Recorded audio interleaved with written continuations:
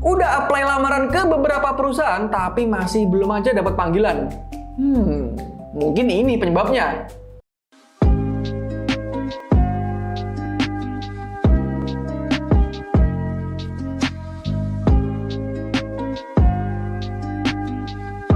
Akhir-akhir ini banyak banget orang-orang yang pada ngeluh, "Bang, aku nggak bisa dapat pekerjaan. Bang, aku nggak kunjung dipanggil interview di sebuah perusahaan." Nah, masalahnya kalian tahu nggak sih? Apakah kalian itu ngirim lamarannya udah bener atau belum? CV kalian udah sesuai atau belum? Atau bahkan kualifikasi kalian itu udah sesuai atau belum sama yang diharapkan oleh si perusahaan? Coba renungkan kembali. Oke, langsung aja kita ngebahas tentang kesalahan-kesalahan yang sering banget dilakukan oleh job seeker atau para pencari pekerjaan. Yang pertama, salah nulis nama perusahaan di surat lamaran. Wah, kalau ini bener-bener fatal banget. Nggak ada satupun perusahaan yang pengen nerima karyawan kalau pas lagi ngirim lamaran aja, nama perusahaannya salah, bre. Karena itu, sebelum ngirim lamaran, kamu harus bener-bener cek dulu ya. Lamaran kamu ini udah bener atau belum? Yang ditujukan untuk perusahaan itu udah bener atau belum? Ya, kepadanya siapa? Namanya perusahaan itu apa? Atau bahkan alamat perusahaannya itu apa? Dan posisi kalian yang kalian lamar itu apa? Harus bener-bener sesuai dengan yang kalian inginkan.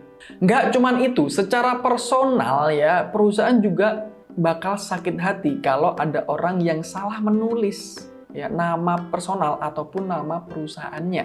Hal ini juga akan mempengaruhi wibawa dan juga reputasi baik itu HRD ataupun perusahaannya. Oleh karena itu, teman-teman sekali lagi harus cek bener-bener ya, lamaran kalian ini udah sesuai atau belum. Terlebih lagi, kalian harus lebih teliti dalam menulis nama orang, nama perusahaan, ataupun dalam menyapa seseorang, ataupun ya opening dari surat lamaran kalian. Yang kedua, telat ngumpulin berkas lamaran kerja. Nah, kalau ini jelas banget salah ya teman-teman. Misal nih, di lowongan tertulis tanggal 1 hingga 10 Februari 2022. Tapi kalian malah ngirimnya tanggal 11 Februari. Ya itu udah jelas banget nggak bakal diseleksi sama HRD. Kecuali HRD-nya memang punya hak ya, atau mungkin ada kekurangan kandidat gitu, mungkin akan dipertimbangkan. Tapi sebisa mungkin kalian jangan sampai telat untuk mengirim surat lamaran di luar batas periode yang telah ditentukan oleh si HRD atau perusahaan.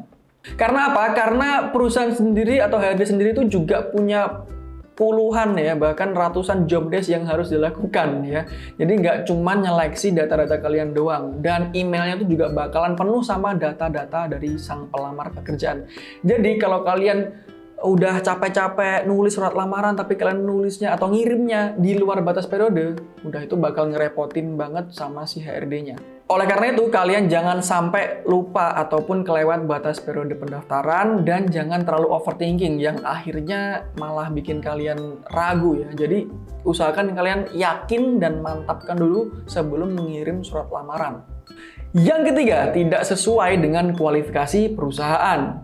Nah, maksudnya gini, ketika si perusahaan menginginkan kualifikasi maksimal umur 35 tahun, sedangkan kamu melamarnya dalam kondisi udah umur 37 tahun, itu udah pasti nggak bakal diterima sama HRD ataupun perusahaan yang kamu lamar. Nggak cuma itu, misal perusahaan meminta kamu agar melampirkan portofolio ataupun sertifikat-sertifikat yang mereka sudah tetapkan ya. Misalkan perusahaan ini pengen kamu ngelampirin sertifikat TOEFL, tapi kamu nggak punya sertifikat TOEFL. Nah, itu pasti udah otomatis kamu nggak akan lolos atau kesaring di radarnya si HRD untuk melakukan proses wawancara kerja. Yang keempat, yaitu mencantumkan referensi yang terlalu banyak. Nah, referensi dalam CV atau riwayat hidup itu memang penting. Tapi kalau berlebihan, ya semua yang berlebihan itu juga nggak baik, ya kan? Jadi kalau kalian mencantumkan referensi yang terlalu banyak, justru malah membuat si HRD itu berpikir bahwa kamu adalah sosok orang yang terlalu menonjolkan diri dan nggak pede akan kemampuan diri kamu sendiri. Jadi tampilan di CV itu akan sangat menentukan ya lamaran kita itu diproses ke tahap selanjutnya atau tidak. Yang kelima yaitu kamu berpeluang terlalu pintar. Nah, kok bisa terlalu pintar malah gampang ditolak sama HRD? Loh, kan aku pintar, harusnya perusahaan mau dong terima aku. Nah, ini yang menarik nih. Karena nggak semua perusahaan itu pengen ngerekrut orang pintar. Tapi mereka ingin merekrut orang yang gampang diatur, maksudnya mudah diatur dalam tanda kutip ya, dan juga gampang dikondisikan. Ya. Poinku di sini adalah tentang attitude dan behavior. Percuma kalau kalian pinter tapi kalian nggak punya attitude ke sesama pegawai ataupun ke atasan. Atau malah ke bawahan kalian yang semena-mena. Jadi kalau kamu atau si pelamar ini punya banyak pengalaman dan juga wawasan ya, bisa aja si HRD malah nggak bakal ngelolosin kamu. Jadi kalau kamu pengen ngelamar pekerjaan, sebisa mungkin sesuaikan dengan posisi yang kamu lamar. Misalkan nih, yang dibutuhkan adalah kualifikasi lulusan D3, tapi kamu S1. Nah, itu namanya overqualified. Kebalikannya, kalau misalkan yang dibutuhkan adalah S1, tapi kamu D3 belum mencoba melamar. Nah, itu namanya adalah underqualified. Jadi ya, sesuaikan aja kalau kamu S1, yang kamu ngelamarnya yang S1. Dan seterusnya, oke? Yang keenam yaitu kurang responsif saat mendapat kabar dari HRD. Nah, tenang, nggak cuma kalian doang. Aku juga pernah nih kayak gini. Saking banyaknya ngelamar ke perusahaan-perusahaan ya, jadi aku tuh lupa gitu. Ini pernah ngelamar di sini itu sebagai apa dan kapan gitu.